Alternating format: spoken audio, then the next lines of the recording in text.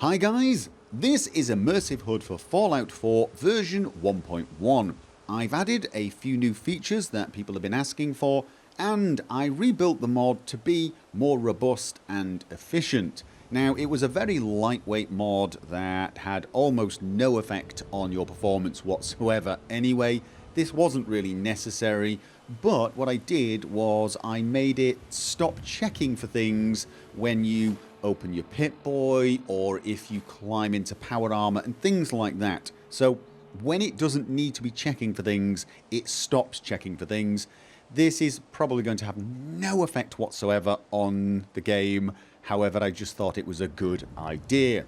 One of the new features I've added is the option to hide the hit marker. That is the crosshair marker that appears when you shoot things.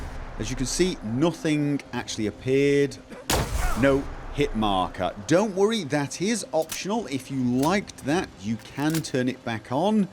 Exactly the same place you did for everything else. Go to the inventory, go along to miscellaneous, settings, immersive HUD, and the options for the crosshair are now under their own section. Crosshair activation settings, and you've got dot crosshair, weapon crosshair, and hit marker. So you can turn this to always on or to on toggle. I have also added the option to hide the stealth indicator and the enemy health. There are actually 3 states for both of these. You can set it to always on, which means whenever I go into stealth, whenever I go into stealth, the stealth meter is shown, or always off. It is now set that no matter what I do, even if I toggle the rest of the heads-up display, there is no stealth meter. Or I can change it to on toggle, and then it behaves pretty much as the rest of the heads-up display. If I sneak now, you see no stealth indicator until I toggle the heads-up display on, and then I get it. So you have a few more options with the stealth indicator. And the enemy health indicator works the same way. 3 states, you can just run through them all by selecting them in the menu.